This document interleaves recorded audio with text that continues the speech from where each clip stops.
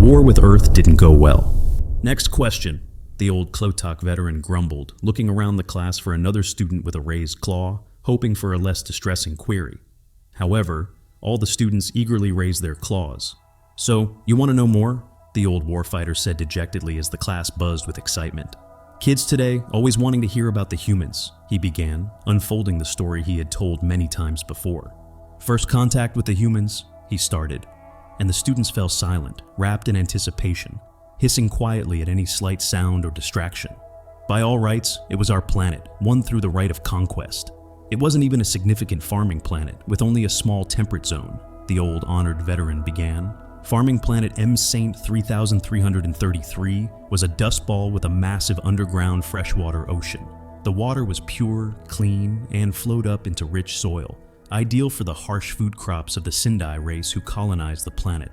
The Cloutak found that the soil on this planet was also perfect for a favorite tea-like beverage, so naturally, the Cloutak emperor blessed the Sindai colonists' souls and ordered the attack. It was fast, thorough, and no undue suffering was allowed. Their bodies were treated with respect and returned to the Sindai. What the Cloutak didn't know was that the Sindai had recently found and befriended the humans. Mere days after securing the planet and before the first equipment arrived to begin repurposing the fields, a human ship arrived. A single massive ship of the United Earth Marine Corps. Without warning, hundreds of smaller ships flew out of it and into the atmosphere. The old Cloutak and his battalion were guarding a key valley behind a defensive shield wall that stopped all known weapons in the galaxy. A single small ship landed far across the valley and deployed 30 to 40 human Marines in armor. The Cloutak weapons proved largely ineffective against the Marines' armor. They simply rushed forward, 2 or 3 at a time, always advancing, always firing, an unstoppable wave of deadly accurate Marines. By the time you targeted one Marine, you had been exposed for too long. The old Cloutak watched no less than 10 of his comrades have their heads explode from the humans' deadly accurate kinetic projectile weapons. A third of the human Marines peeled off from the formation, using jump jets to quickly move up the side of the valley, gaining elevation and assuming a position to the side of the fortified shield wall. Then they rained down hell upon the Cloutak's exposed flank.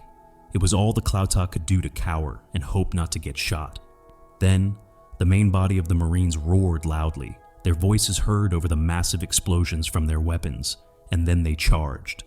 The old Cloutak's eyes, already dim and distant, seemed to lose all focus, and he went silent, just staring at nothing. Silence hung heavy over the class as the students dared not make a sound, waiting to hear what happened next. His eyes snapped back into focus as he shook his head, seeming to return to the present. I had to do something. I watched our commander's head explode, then his second in command, then every leader of every platoon, then squad leaders. We were leaderless. The humans were going to be upon us in moments. The Cloutak looked at the students almost pleadingly, trying to make them understand. We were doomed, he sighed. I had heard of a concept among a new species. I guessed correctly that these humans were this new species. It was a wild, unthinkable concept. Surrender. Yes, surrender. As in deciding to stop fighting, to decide to win by losing. To this day, it feels wrong, but I saved all those lives. He paused, looking around the room. I tore my own white uniform shirt off, tied it around my rifle, and told my best friend beside me my plan. He thought I was quite insane, of course, and tried to stop me. But I jumped up above the fortified shield wall into the flying bullets and waved that white flag. I had heard that this species, the humans, would not shoot someone who was surrendering. The students chattered a bit louder this time, earning a harsh glare from the veteran. They fell back into silence all at once. The shooting stopped. The humans halted their advance as one. It was over. I had won by losing. I had saved the rest of the battalion's lives. A single human Marine stood up and calmly walked right up to me. He simply said that he would accept our full, unconditional surrender. It took a while, but we all came home safe and alive. Victorious losers. The old Cloutak took questions for a while, describing how they were treated with respect and even friendliness by the human Marines. Their weapons were taken, they were each interviewed, and the Marines built quarters for them for the weeks the investigation took. The Marines gave the planet back to the Sindai and helped them rebuild the farming colonies.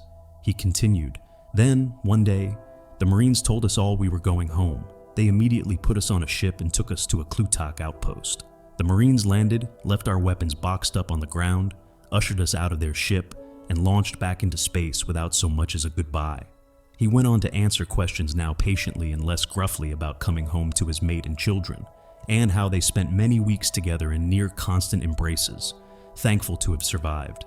He fondly brushed his Medal of Valor, the highest award for the bravest of heroes, given to him personally by the Emperor himself.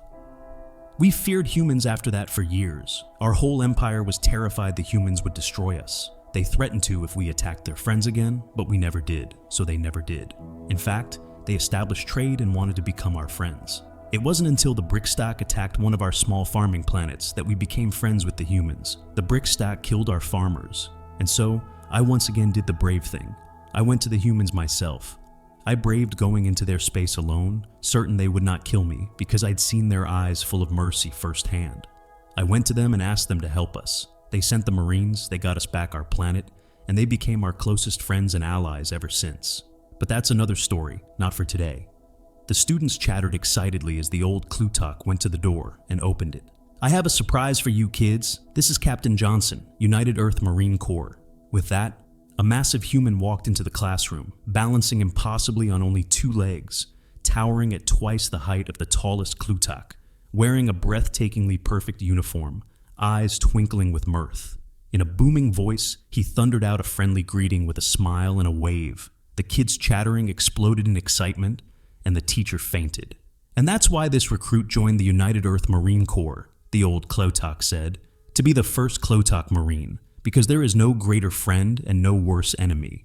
The young Cloutak student, now grown up and the first Cloutak Marine recruit, stood proudly in front of his rack at the position of attention, with the massive human Marine drill instructor towering over him. The DI stared him down for the longest time, then handed the Cloutak recruit back his rifle and simply said, "Carry on, recruit." This concludes our gripping tale of bravery and unexpected alliances where an old Cloutak veteran shared the story of surrender, survival, and newfound friendships with the humans. The courage and wisdom he displayed in the face of overwhelming odds have woven a narrative of sacrifice, respect, and hope for a brighter future. If this story of interspecies cooperation and the resilience of the Cloutak people captured your imagination and stirred your spirit, show your support. Please leave a like and subscribe to our channel to join us on more journeys of heroism and camaraderie. And remember, for each comment that says unity, know that it will receive our heartfelt appreciation. Your engagement fuels our passion to tell more stories like this.